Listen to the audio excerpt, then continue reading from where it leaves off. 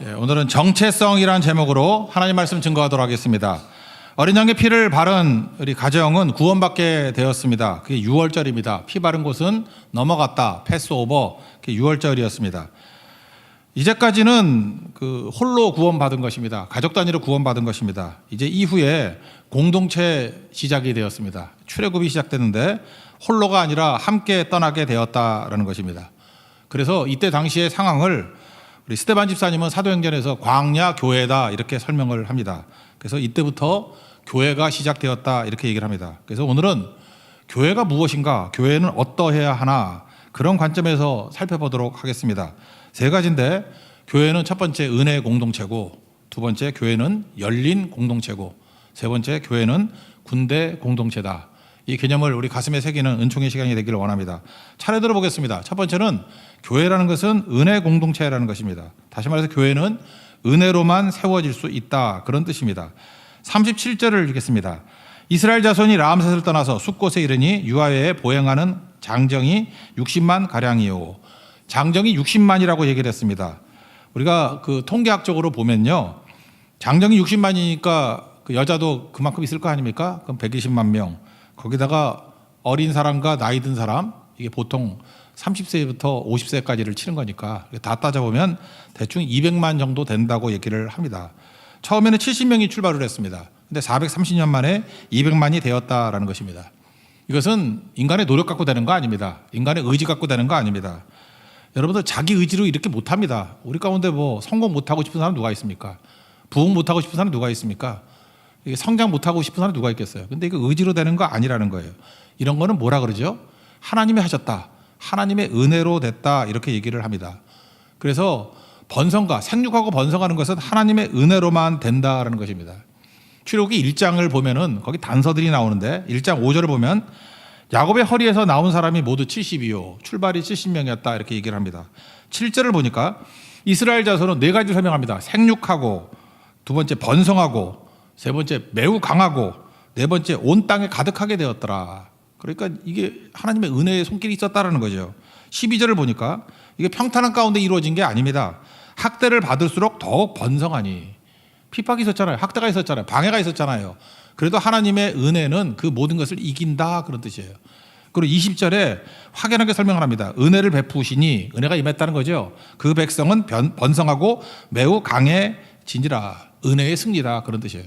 오늘도 예배드리는 모든 성도에게 은혜가 임하기를 원합니다. 그럼 무조건 승리합니다. 무조건 생육하고 번성하고 강해지고 온 땅을 가득하게 될 수 있다라는 것입니다. 이것은 우리 일반 숫자만의 문제가 아니고 사업을 할 때에도 이 은혜의 원리는 작동하고요. 어떤 사역을 할 때에도 이 은혜의 원리는 작동을 하고, 특별히 우리 삶에 있는 무슨 일이든지 간에 공부라든지 연구를 하든지 다 이 은혜의 원리는 동일하게 작동한다는 것입니다. 하나님의 은혜로 말미암아 생육하고 번성하고 매우 강해지고 온 땅에 가득해지는 은총의 역사가 있기를 원합니다. 우리 역사를 한번 보십시오. 굉장히 강했던 나라들도요, 은혜가 없으면 그냥 사라져버려요. 저는 우리 가까이 있는 나라 중에 요나라, 거란이라고 있죠. 우리 고려시대 때 요나라가 얼마나 셌습니까? 근데 지금 흔적도 없죠. 요나라 후손이라고 얘기하는 사람이 누가 있어요? 거란족이 지금 있습니까? 없어요. 그 다음에 금나라, 청나라, 만주족이라고 그러잖아요. 여진족, 만주족. 청나라 때 세계 최강의 나라를 만든 나라가 청나라 아닙니까? 만주족들. 근데 지금 만주족 남아있는 게 60만이라 그러는데 60만 가운데 만주어를 할 수 있는 사람이 10만이래요. 그러니까 없어진 거죠. 아마 한 세대가 지나고 나면 만주족은 없어져서 한족에 다 동화될 거라고요. 그게 다 사라져버리지 않습니까? 우리 성경에 나오는 역사를 보십시오. 아수르 엄청 세죠. 아수르 후예라고 말하는 거 있어요? 시리아 아니에요. 민족이 달라요. 바벨론. 지난번에 후세인 보니까 자기들이 바벨론의 후예라 그러는데 이라크가 후예 아닙니다. 민족이 달라요. 다 사라져 버렸습니다.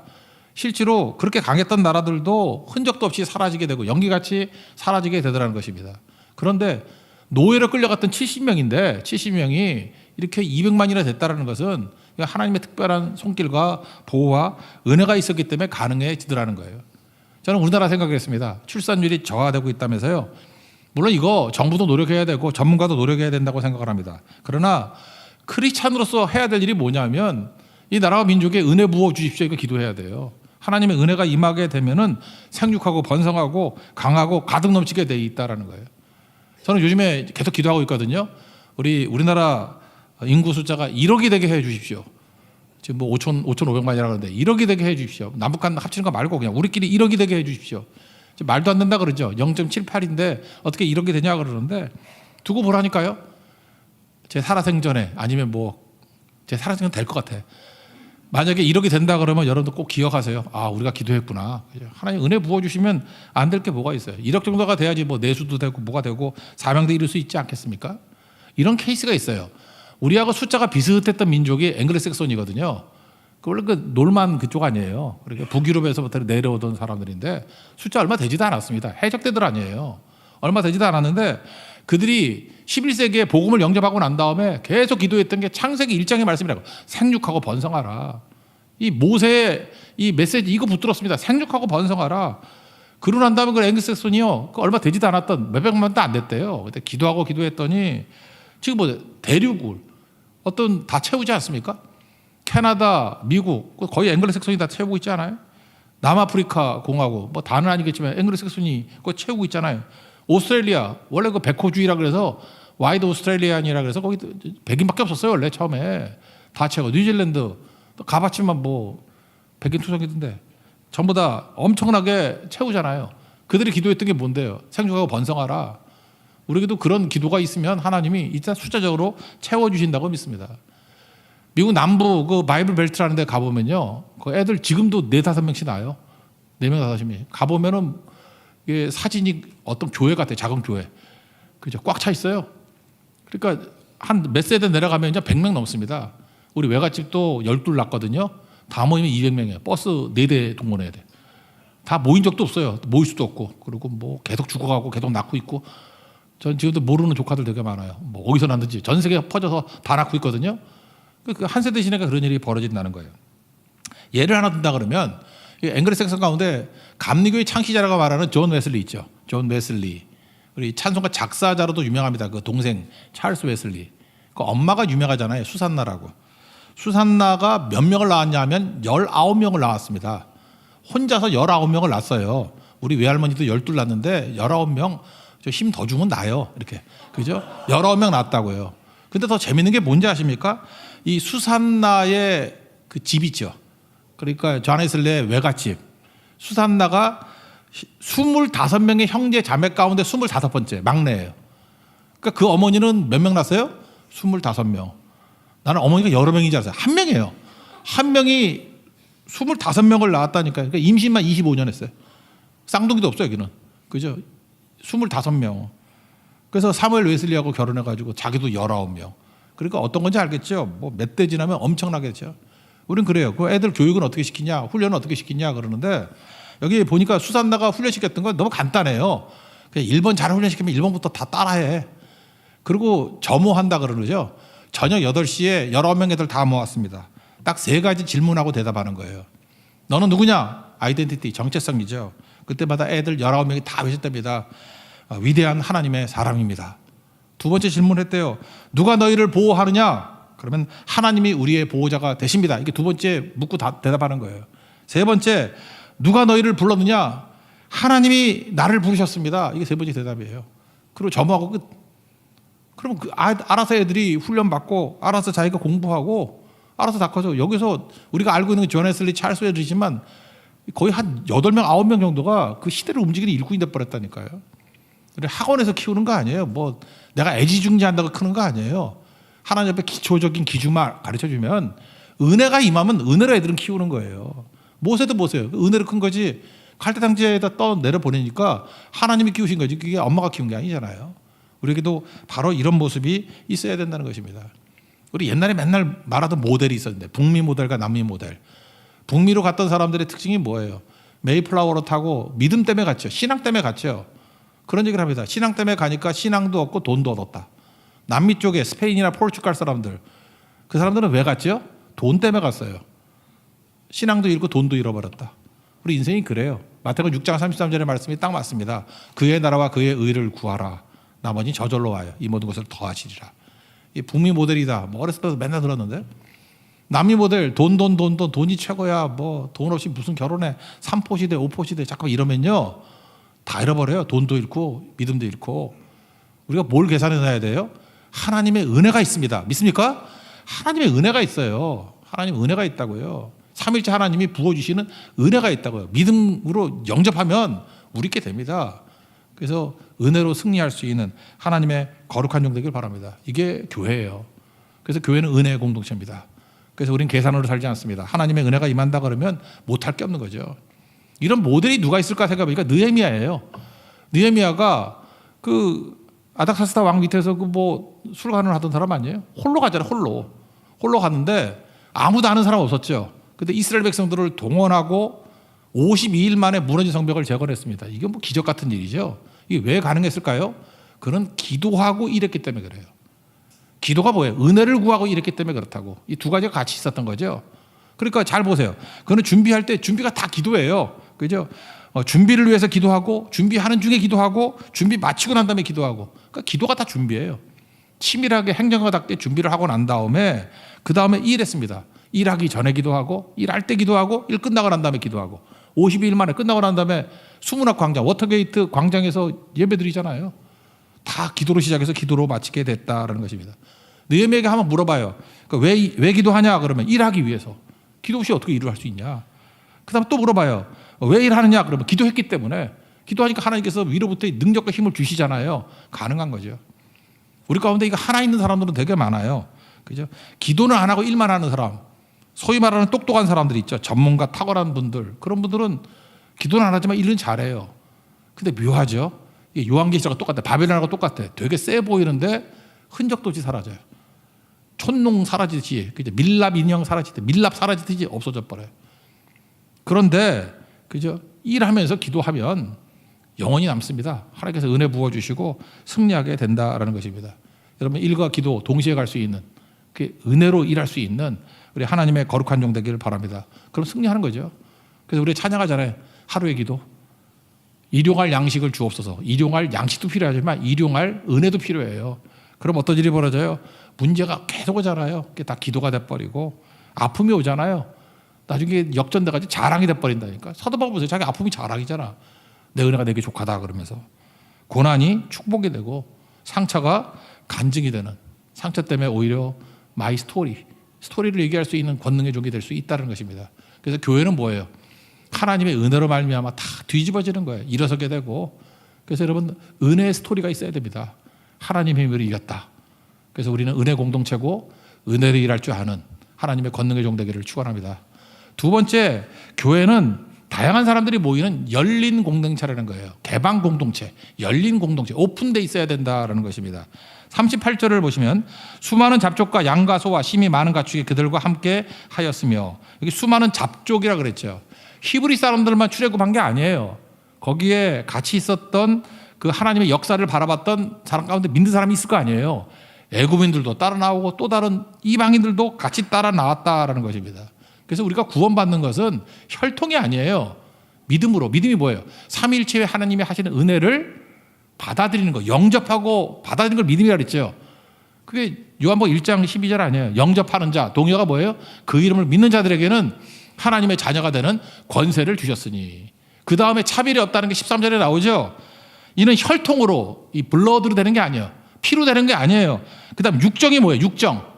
육정이라는 거는 그 휴먼 패션. 어떤 사람은 막 열정이 큰 사람 있잖아요. 막 펄펄 뛰고, 그죠? 이렇게 뭐 좀 다이나믹한 사람 있잖아요. 이렇게 죽치고 있지 않고. 열심히 있는 사람이 있죠. 그걸로 안 돼요.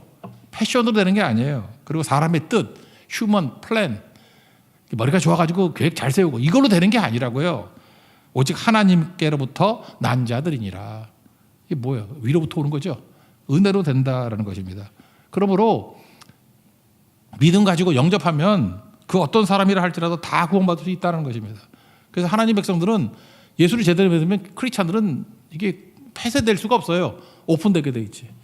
창세기 12장에도 보면 부르셨죠? 그리고 2절 3절에 뭐라고 돼 있어요? 너는 복이라. 우리가 복이라는 거죠. 복 받아야 되죠. 축복받고. 그죠? 하나님의 은혜를 믿음으로 받는 거죠.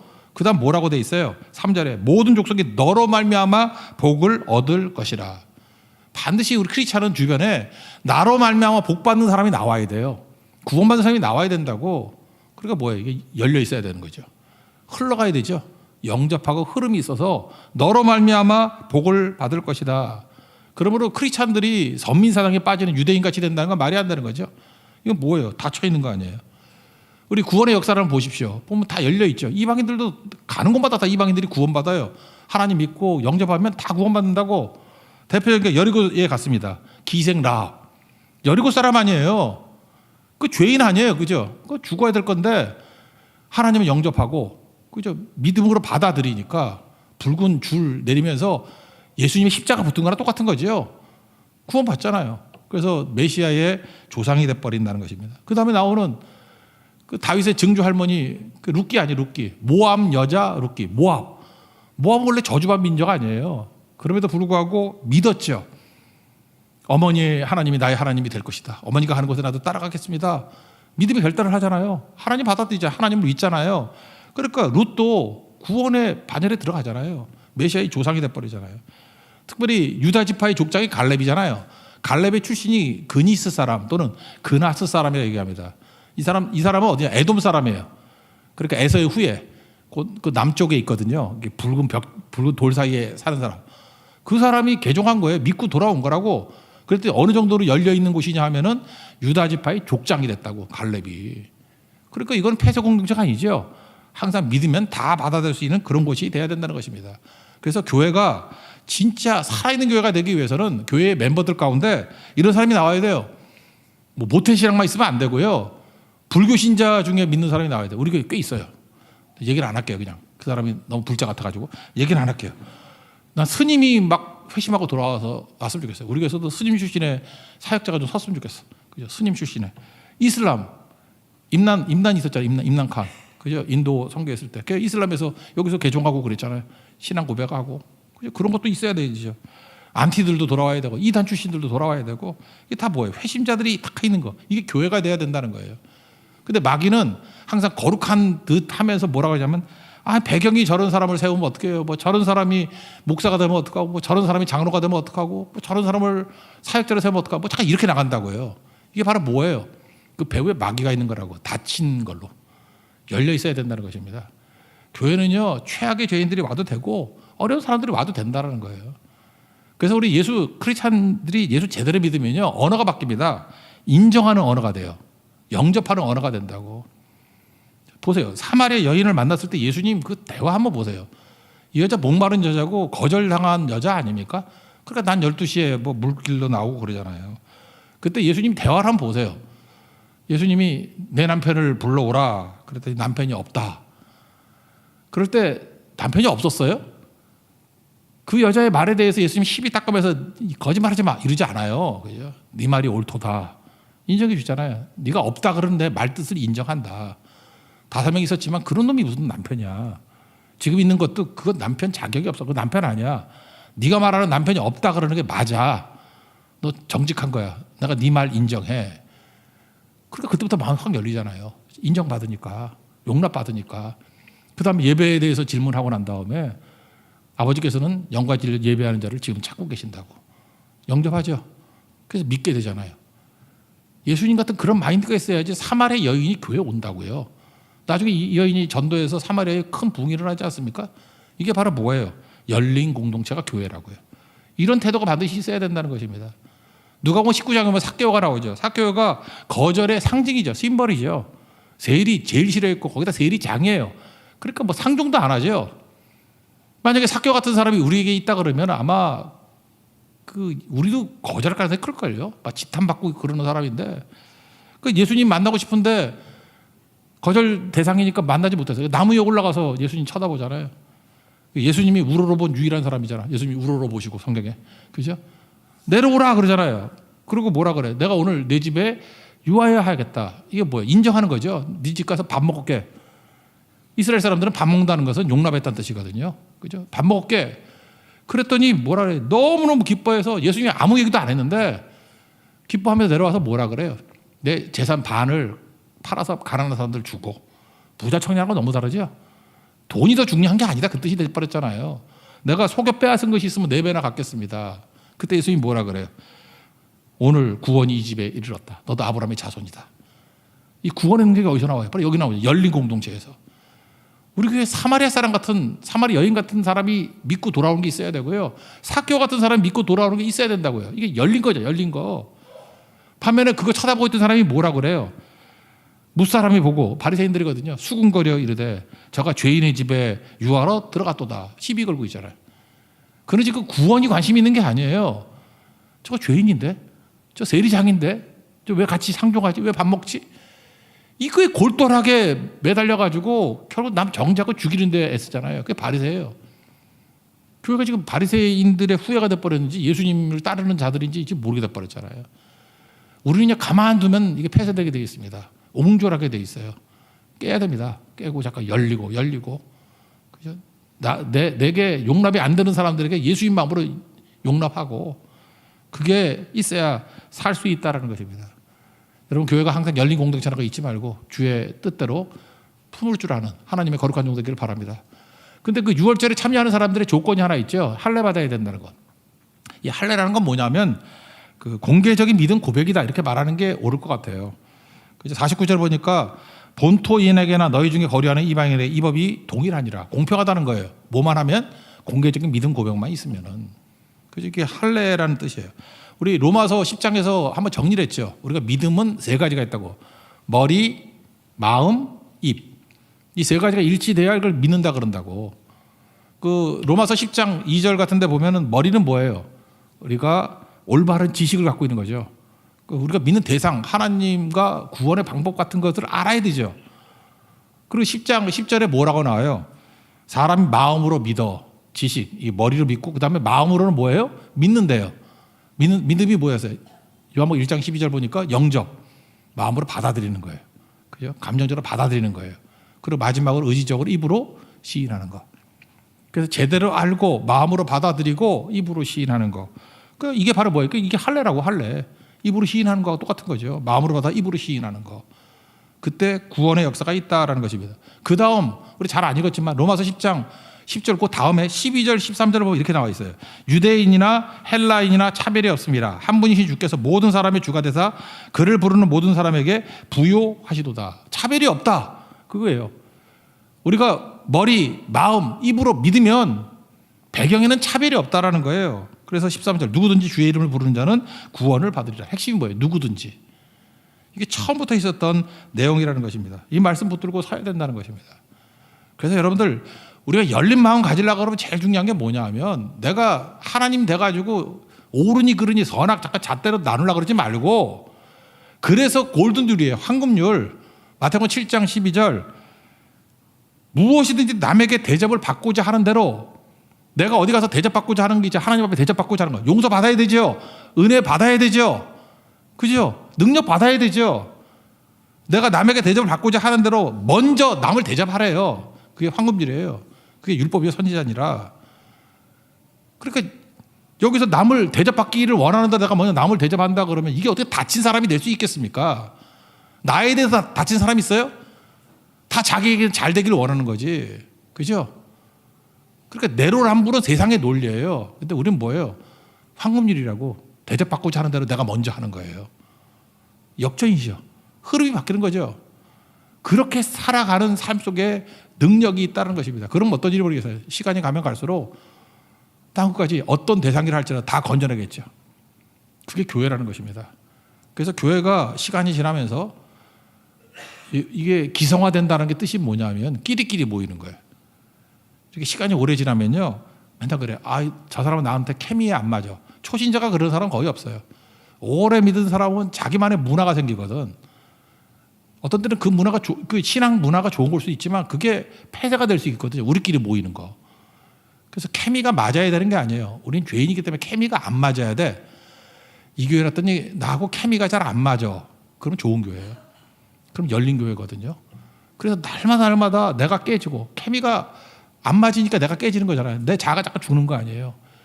시간이 가면서도 내가 굳어지지 않고 날마다 죽노라 하는, 나는 주 안에서 날마다 죽노라 하는 그런 고백이 나오는, 자기 부인과 자기 십자가를 지는 교회가 된다고. 나도 유익이에요. 넓어지면서 나도 유익이고 상대도 살고. 그러니까 항상 그리스도의 보혈의 피가 흐르는 교회가 되겠죠. 이게 열린 공동체라는 거예요. 항상 열린 공동체는 그리스도의 보혈의 피가 흐릅니다. 자기 부인이 있습니다. 예수님의 보혈의 능력만을 붙들 수 있는 거룩한 교회 되는 축복이 임하기를 기원합니다. 마지막 세 번째는 군대 공동체라는 것입니다. 오합지졸이 아니라는 거죠. 41절 보시면 430년이 끝나는 그날에 여호와의 군대가 다 애굽 땅에서 나왔은즉, 원래 노예잖아요. 근데 하나님께서 네이밍을 뭐라고 그랬어요? 정체성을. 너희는 군대다. 그렇죠. 군대다. 원래 노예들에게는 무기 안 줍니다. 무기 주면 반란 일이잖아요. 근데 너희가 군대가 됐다는 얘기 뭐예요? 지금 훈련 받은 적도 없는데 내가 대장 돼서 너희 이끌고 가겠다, 그런 뜻이죠. 그래서 군대라는 건 딱 한 가지만 붙들면 돼요. 하나님이 대장 되셔서 우리에게 명령하시면 명령대로 복종하면 된다는 거예요. 군이 그거 아니에요? 명령 체계가 사라지면 끝나는 거죠. 군대가 당나라 군대라 그러잖아. 당나라 군대 특징이 뭐예요? 명령 체계가 사라졌다. 진짜인지 아닌지 모르지만 남자도 그러잖아. 당나라 군대라고. 명령 체계가 없으면 무너지는 거죠. 근데 명령 체계가 살아 있으면은 그건 살아있는 군대죠. 그죠? 이게 중요한 거죠. 그래서 50절에 뭐라고 돼 있어요? 온 이스라엘 자손이 이와 같이 행하되 여호와께서 모세와 아론에게 명령하신 대로 행하였으며, 그러니까 군대 됐다 이거죠. 군대 훈련은 뭐 싸우는 훈련이 아닙니다. 명령 체계가 세워지는 게 훈련이에요. 그래서 하나님의 군대라는 건 뭐예요? 하나님의 명령대로 살아간다, 그런 뜻이죠. 우리는 자아가 죽지 않았습니다. 그래서 내 뜻과 내 생각이 너무 중요한 거예요. 아까도 있잖아요. 휴먼 패션, 내 열정이 중요하고 휴먼 플랜, 내 계획이 중요해. 그거 깨지는 거예요. 하나님의 뜻과 하나님의 열정으로 사는 거죠. 하나님의 뜻으로 사는 거죠. 여러분 그 요한계시록 3장 7절에 보면 빌라델피아 교회에 대해서 이렇게 설명해요. 예수님이 스스로 설명할 때 다윗의 열쇠를 가지시니, 예수님이거든요. 이렇게 설명합니다. 열면 닫을 사람이 없고 닫으면 열 사람이 없는 이가, 이렇게 나와요. 예수님은 문하고 연관이 되어 있다는 거예요. 예수님이 닫으면 못 열어요. 예수님이 열면 누구도 못 닫아요. 그러니까 우리가 예수님을 우리의 대장으로 모시고 있다는 건 무슨 뜻이에요? 성령 충만하는 게 무슨 뜻입니까? 예수님이 여는 길 가는 거고 예수님이 닫으면 안 가는 거예요. 내 뜻하고는 관계가 없다고요. 이게 혈통으로 나지 않고 육정으로, 패션이야, 패션. 내 열정으로 되는 거 아니고 그저 사람의 뜻, 플랜으로 되는 거 아니라는 거예요. 아버지 따라가는 게, 예수님 따라가는 게 그게 성령 충만합니다, 그런 뜻이죠. 그래서 여러분 잘 보면 우리끼리 모여가지고 하고 싶은 거 하는 게 교회 아니에요. 뭐 몇 사람 모여서 우리 지금 뭐 하고 싶으니까 뭐 합시다. 어디 가고 싶으면 어디 갑시다. 그게 뭐 교회 아니라고요. 주님이 열어주시는 문으로 가는 게 교회예요. 힘들어도 가는 거예요. 사도행전 16장에 보면은 그 드로아 앞에서 사도 바울 나오죠. 자기 가고 싶은 걸 얘기하고 있어요. 내가 가고 싶은 아시아로 가고 싶었더니 막았대. 성령이 막았대요. 그죠? 그 다음에 비두니아로 가려고 그랬더니 예수 영이 막았대. 뭐 성령이나 예수 영이나 똑같은 건데 하여튼 막았대요. 막으니까 안 가잖아요. 그리고 죽이고 있는 거죠. 그랬더니 마게도니아 환상을 통해서 열려 보여주잖아요. 이리 오라고 가잖아요. 뭐 알고 가요? 믿고 가지? 대책 없이 가잖아요. 그게 군대라는 게, 군대 내 뜻이 있습니까? 아버지의 뜻이 있는 거지. 그거 가는 거죠. 여러분 이 군대라는, 군대 공동체라는 의식에서 중요한 것 중에 하나가 뭐냐면은 내 마음속에 이해도 안 되고 납득도 안 되고 공감도 안 되는 일이 있다고. 그 중에 하나가 할례 받으라, 그거 아니에요? 여기서도 할례가 나오는데 나중에 그 여호수아에서 가보면요, 여리고성 앞에서 하나님께서 할례를 베풀라, 그런 얘기가 나와요. 그러면 이 할례라는 게 하나님 말씀 앞에 순종하는 거 아닙니까? 그때마다 느낌이 어떤 느낌이 오냐 하면, 우리도 그래. 인생의 결정적인 순간에 맨날 그런 건 아니지만 한 100번에 한 번 정도는 좀 이해 안 되는 걸 요구하실 때가 있어요. 하나님께 나를. 그래서 이런 느낌이 들어요. 지금이 그거 할 때냐, 이런 느낌이 들 때가 있어요. 극단적인 예를 든다 그러면 뭐 이번에 입시를 앞둔 11월에 입시 보잖아요. 그 뭐 수능을 앞두고 있는데 막 9월 달에 뭐 하라, 뭐 이런 명령이 떨어졌다고 해봐요. 뭐 다 그런 건 아니겠지만, 그럼 그때 느끼는 게 뭐예요? 지금이 그거 할 때냐? 말도 안 돼. 그런 느낌 들죠. 뭐 사고를 벌려놨는데 막 중요한 찬스예요. 근데 급할 때 뭘 하나님께서 뭘 하는, 하나님의 부르심이 있어. 그러면 지금이 합리적으로 말이 돼? 이런 게 있다고요. 근데 명확한 건 뭐냐면 자기는 알아요. 이게 하나님의 부르심이라는 거. 부르심은요, 말도 안 되는 것 같을 때도 좀 순종할 필요성이 있어요. 그게 군대예요. 군대는 밑에 부하들은 뜻을 잘 몰라요. 지휘관의 깊은 뜻이 있다고.